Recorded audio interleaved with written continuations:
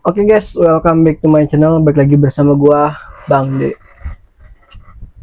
Jadi balik lagi di Pode sama kita nih. Mungkin kali ini kita bakal bahas yang nggak terlalu serius, tapi ya cukup serius juga. Kita bahas tentang pencemaran lingkungan dan perusakan alam. Jadi pencemaran lingkungan ini ada banyak nih, dari air, udara, tanah, apa tar? Api ya tuh. Iya. Anjing. Pencemaran lingkungan tuh kalau menurut gua emang udah terjadi lama banget ya. Terus semakin kesini emang semakin tercemar sih kalau menurut gua, terutama dari udara ya. Semakin banyak kendaraan-kendaraan pribadi yang dimiliki oleh setiap orang. Kurangnya angkutan umum. Ya mungkin salah satunya kalau misalkan untuk pencemaran lingkungan udara sih, salah satunya kita harus naik kendaraan umum kayak gitu sih kalau menurut gua. Bisa untuk meminimalisir ya. Ya meskipun itu nggak menuntut kemungkinan, tetap masih ada polusinya juga. Iya. Sama sekarang banyak hutan-hutan yang gundul kan. Iya. Kalau menurut gua sekarang sih gimana ya? Kayak warung aja udah nyampe atas sih sekarang, udah nyampe gunung sih sekarang. Iya, warung udah sampai gunung sih. Jadi kalau misalkan bahas tentang pencemaran lingkungan ya balik lagi ke diri masing-masing gitu kan. Kalau misalkan lu mau sebenarnya nggak jadi masalah buat warung di atas gunung, cuman sampahnya itu loh. Iya, sampahnya Kadang orang terutama berpikir sepele tentang sampah gitu, tapi tanpa kita sadari dampaknya itu bakal 2-3 tahun ke depan. Kayak buang sampahnya, terus sampahnya nggak dibuang, kayak gitu sih kalau menurut gua. Terutama sih di jalur-jalur yang emang susah buat buang sampah tuh. Iya. Terpaksa kita harus bawa sampah ke tempat pembuangannya kan. Terus banyak juga sekarang gunung-gunung sampah anjing di Indonesia. Iya, banyak banget. Ya, tapi jangan dijadiin gunung-gunung, terutama di yang gua rasain sendiri karena gua anak gunung ya. Di Gunung Gede terutama. Iya. Itu sampahnya banyak banget. Ya kita lihat di story-story Gunung Gede kemarin, sampai ada minuman keras, bekas minuman keras itu. Sampai ada iya, air seni. Sampai ada bekas pupnya orang. Iya. Itu harus lebih dikondisiin lagi sih ya, layaknya kita dulu ya naik gunung gitu kan, kita harus kalau buang air besar terutama ya harus gali dulu.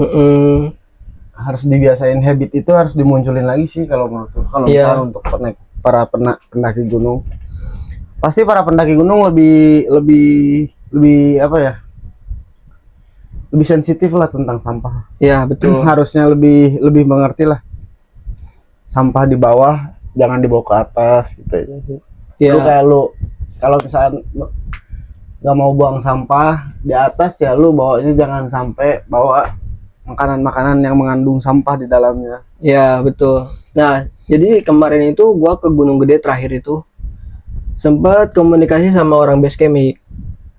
Jadi setelah lama ditutup karena sampah itu masih ada beberapa yang tertinggal di Surya Kencana.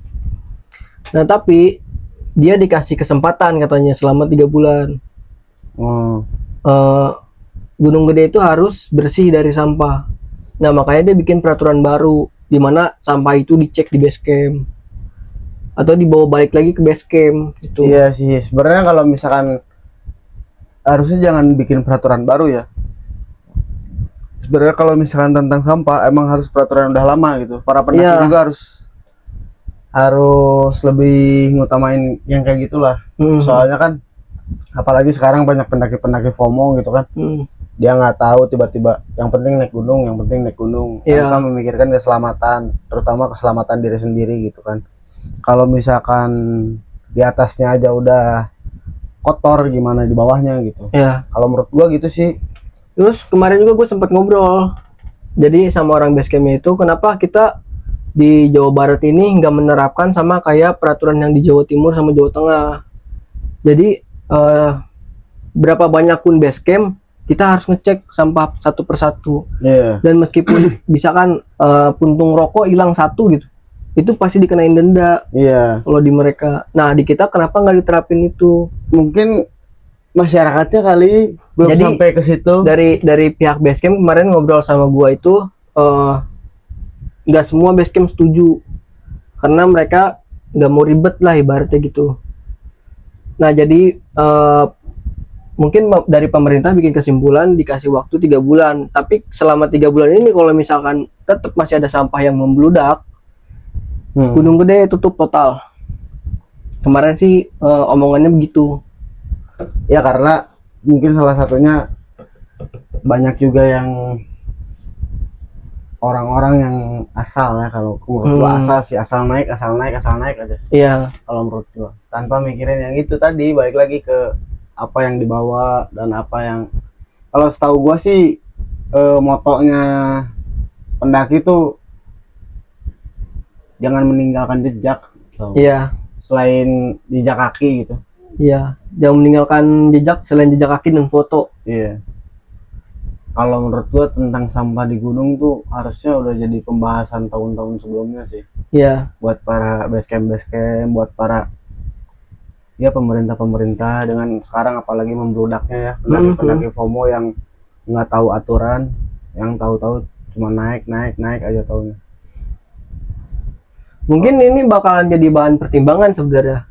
Kalau misalkan dikenain denda misalkan satu produk ketinggal misalnya, itu seharusnya menjadi keuntungan besar buat pihak basecamp.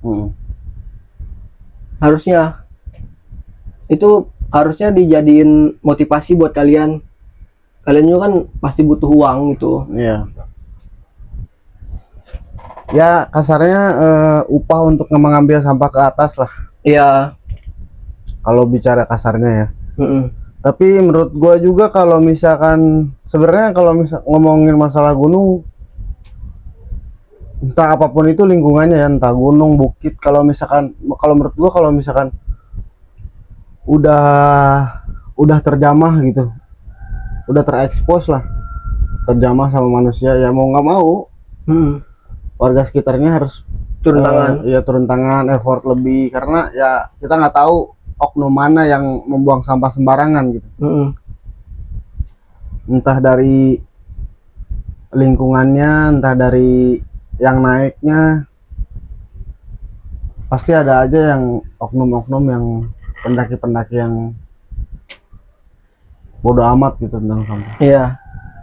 Tapi kalau misalkan ketemu sama pendaki senior sih ya, wayahe lu bakal diomelin gitu kalau buang sampah di kan jalur. Cuman jadi masalahnya kan sekarang kan banyak banget pendaki-pendaki FOMO yang asal naik, yang itu yang jadi PR-nya sih kalau menurut gua itu sih.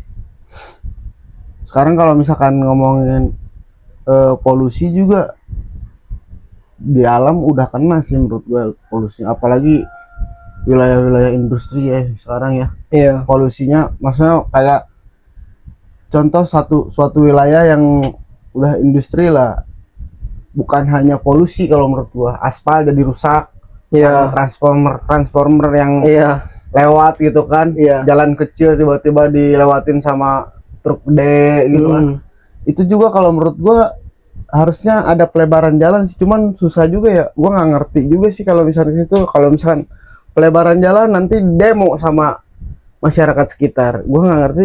Coba aja buat teman-teman yang lebih ngerti itu solusinya gimana tuh. Kalau menurut gue sih ya sebisa mungkin ketika lu bangun industri di situ ya lu apple to apple lah, jangan sampai lu mencemari lah. Kalau menurut gue sih kayak gitu. Iya, terutama kan industri-industri yang ada di Indonesia ini sebagian besar kan punya pihak asing. Kalau menurut gue kayak gitu. Terus untuk kayak kasus beberapa hari kemarin itu tentang ada sebuah video pesta babi. Itu video itu gue sempet Gue lihat. itu udah nonton sih. Iya, gue sempet nonton. Gue udah nonton sih itu. Jadi itu menceritakan tentang perusakan alam yang ada di Papua. Maksud gue, ini kita nggak berbicara tentang Papua aja, tapi kita lihat kayak kemarin bencana alam yang terjadi di Sumatera juga, Iya. banjir bandang, tanah longsor. Yang kayu bisa Iya, kayu gelondongan bisa turun ke bawah turun sendiri. kan aneh itu. Maksud gua, Pikirkan secara logika itu anjing. ya ini kan untuk keberlangsungan masyarakat juga. Jadi buat semua ya, bukan cuman buat kalangan tertentu doang. Kita harus membuka mata. Perusakan alam ini sudah menyebar sampai yang tidak kita duga.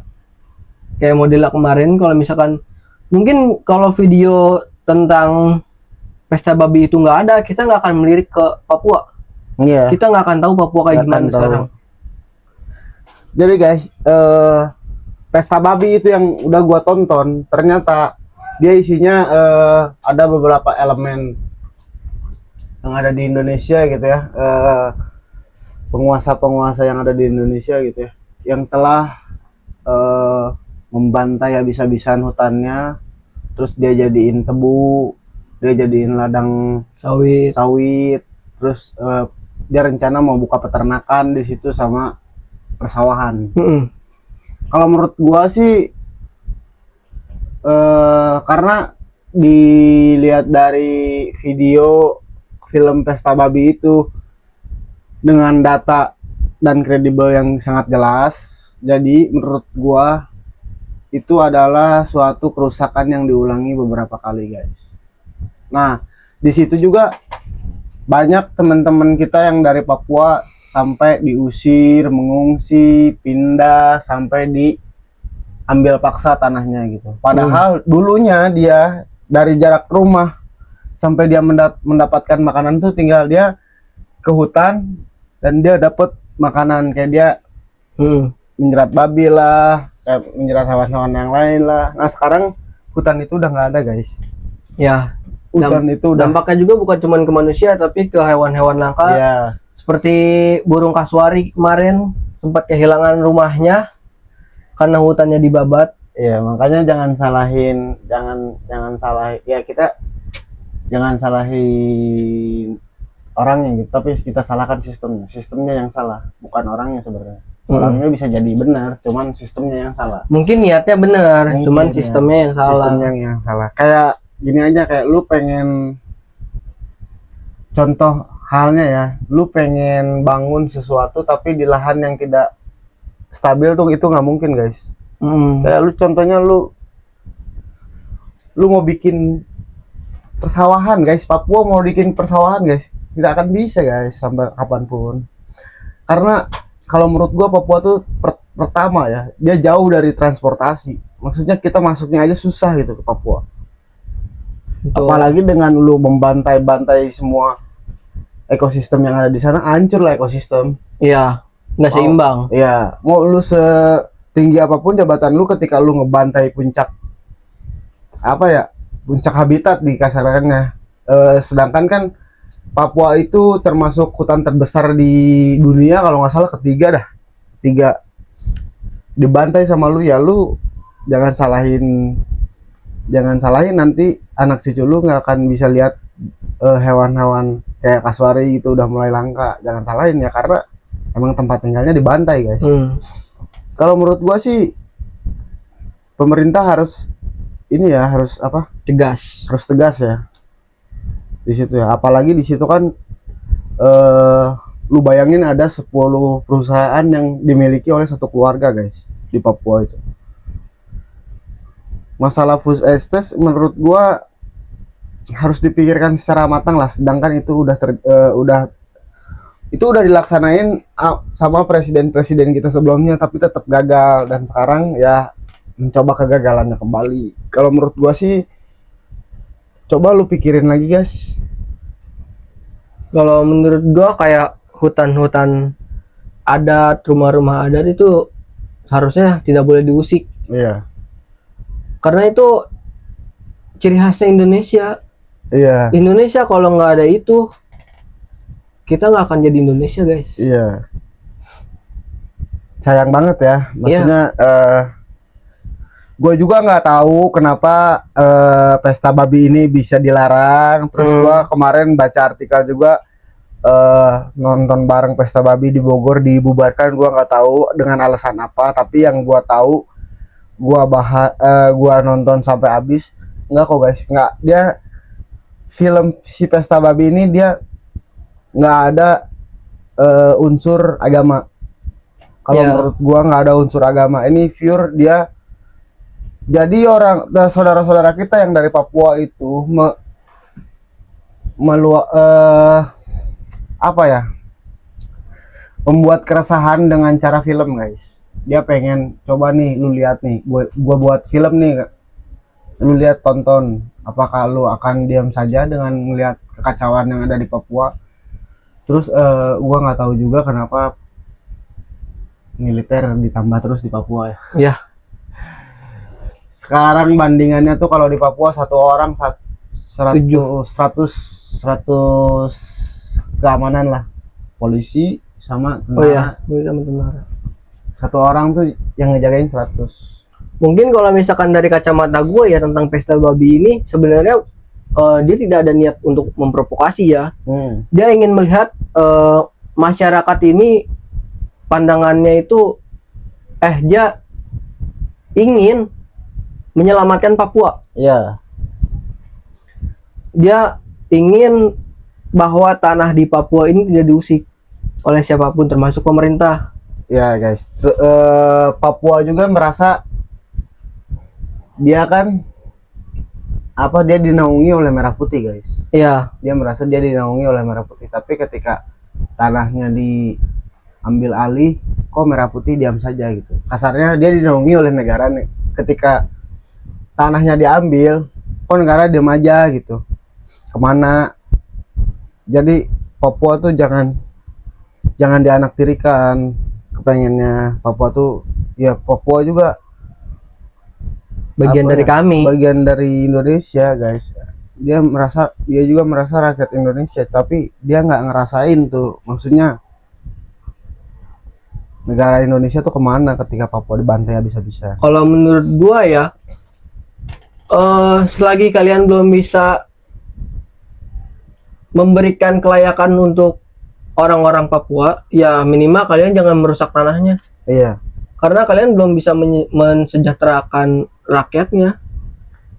Kalau misalkan ada beberapa temen yang nonton, lu so tau ngomongin Papua, ya udah kita bahas secara simpel aja deh. Kenapa pesta babi dilarang? Iya. Karena tidak ada sangkut paut agama, guys. Dia cuman judulnya doang pesta babi. Aslinya mah dia nggak dalamnya mah. Justru menurut gua itu adalah info yang sangat penting karena dia data-datanya jelas, nama-namanya dia sebutin. Yaitu kalau misalkan dilarang, kenapa kalau dilarang data-data dan nama-nama yang disebutin, apakah merasa dia akan tercoreng nama baiknya? Kalau misalkan datanya bener, kenapa harus tercoreng gitu kan? Iya, kenapa harus takut gitu? Kenapa harus takut kalau lu nggak ngerasa salah mah? Kalau menurut gua gitu aja sih, guys.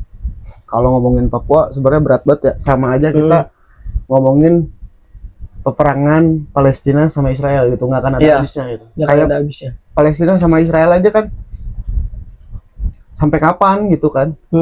Maksudnya kan ibaratnya Palestina yang punya rumah, tiba-tiba ada tamu nih Israel disambut dengan baik, tiba-tiba dia ingin menguasai rumah Palestina, ya kan nggak masuk akal lah, nggak masuk logika. Kalau gua secara pribadi fix mengatakan Israel kejam sih. Iya, Zionis sih kalau gua pribadi ya. Makanya gua nggak mau panjang lebar kalau ngomongin tentang masalah Palestina dan Israel. Nah, terus kita balik lagi ke pencemaran lingkungan. Ini yang kita lihat seperti gua tadi bilang, kita bukan lihat cuma dari Papua, kita lihat juga dari saudara-saudara kita yang di Sumatera. Itu kita nggak dapat kabar lagi. Kabar terakhir yang kita lihat belum ada bantuan lagi dari pemerintah. Kayu-kayu masih berserakan di mana-mana. Itu gua nggak tahu nih peran pemerintahnya kemana. Dan kalau nggak salah kemarin terakhir sempat gua lihat itu mereka mengibarkan bendera warna putih. Artinya mereka menyerah. Apa maksud semua ini? Kalau menurut gua sih peran harusnya di saat posisi-posisi genting seperti itu pemeran pemerintah sangat penting ya. Betul. Harusnya ya. Alhamdulillahnya gua tinggal di Jawa Barat yang pemerintahannya ya lumayan. Pemerintahnya lumayan bagus. Tapi dan di Jawa Barat juga sebenarnya pencemaran lingkungan ada beberapa hal yang menjadikan jadi bencana alam. ya harus perlu dibenahi juga sih, nggak menutup kemungkinan ya. Iya. Kayak model kemarin kan sempat dikeruk di Gunung Salak kalau nggak salah. Iya. Dan itu dampaknya itu jadi kalau setiap hujan itu banjir guys ke beberapa wilayah yang ada di Kaki Gunung Bogor. Salak. Terutama Bogor ya. Iya, terutama Bogor, kabupaten ya, yang ada di kaki Gunung Salak. Bogor tuh sebenarnya kalau menurut gua tuh pertama udah terkenal dengan kota hujan. Nah, kalau menurut gua semakin kesini Bogor tuh semakin kurang resapan airnya guys. Jadi dia banjir. Dulunya yang nggak banjir jadi banjir karena atasnya mungkin tadi digunduli ya. Jadi bawahnya yang tadinya nggak banjir jadi banjir. Terus banyak banget apa ya, jalan-jalan yang kurang masa itu ya gitu. Buat peserapan airnya kurang gitu jalan-jalan sekarang. Ya. Sekarang tuh dibantai beton. Iya. Meskipun ibaratnya beton lebih subur daripada iya. Meskipun ibaratnya daripada sungai emang sudah berkurang. Iya. Tingkat buang sampah ke sungai, tapi masih ada beberapa yang masih membuang sampah ke sungai. Tapi itu dibanding dengan 2 sampai 3 tahun ke belakang itu kita lebih baik. Tapi kenapa masih banjir gitu?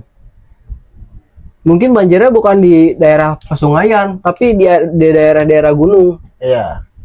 Yang Kenapa nggak banjir jadi banjir di situ ya? Iya, kenapa di dataran area sungai ini diberesin, tapi di daerah gunung nggak diberesin? Iya. Mungkin Bapak Dedi bisa melihat video ini. Pasti kalau menurut gua sih udah dipikirin sih sama gubernur kita, udah dipikirin sih. Cuman kan emang oknumnya ya. Iya. Yang kemarin gua juga sempat lihat gubernur kita nangis gitu lihat gunung dikeruk gitu kan.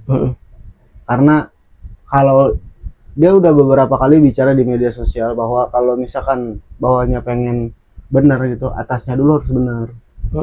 Dia kan makanya ngebantai puncak habis-habisan tuh.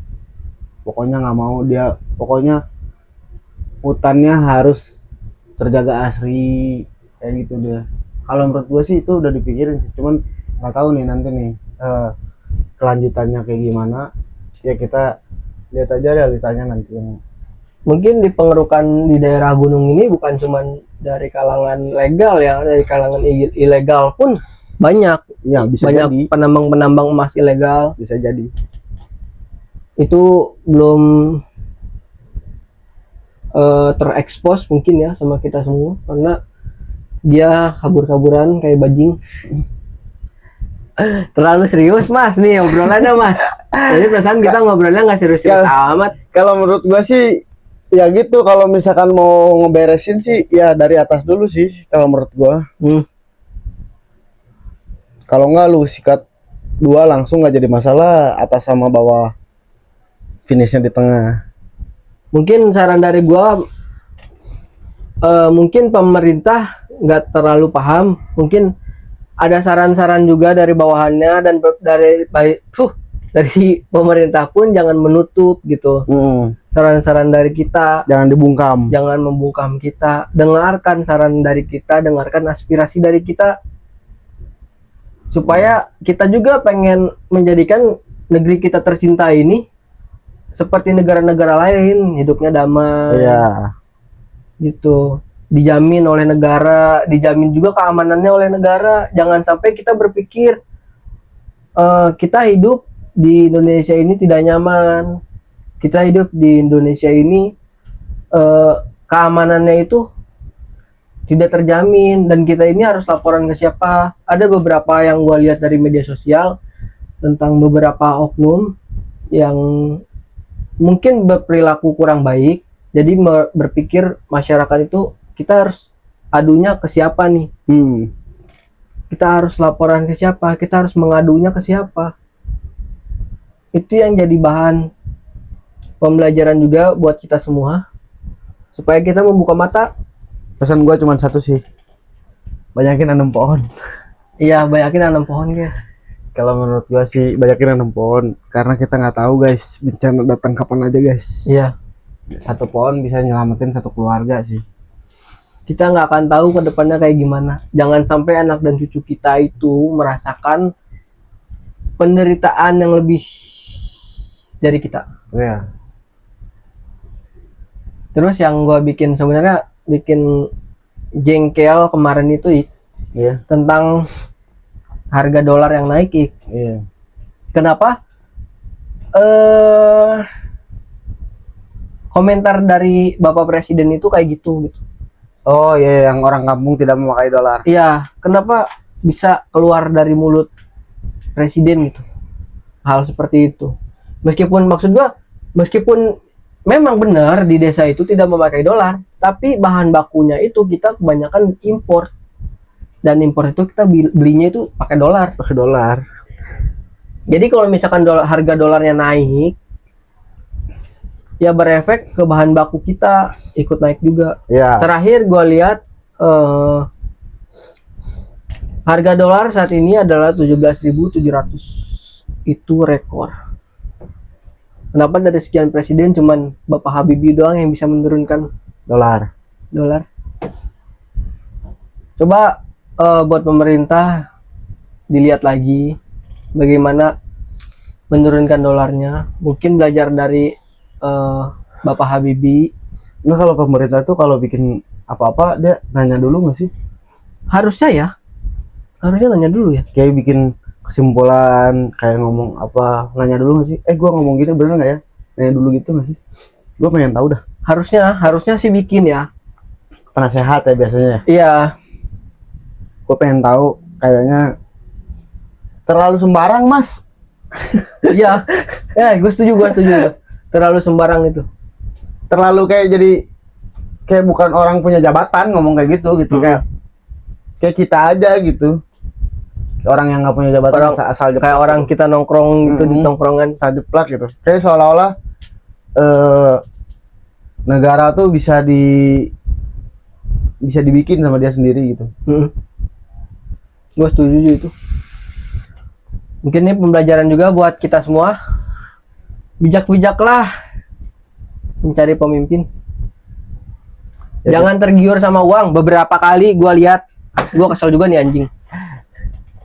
Jadi ketika ada pemilihan, ada yang datang ke rumah gue bawa uang, nggak banyak, sekitar 50 sampai 200 ribu lah.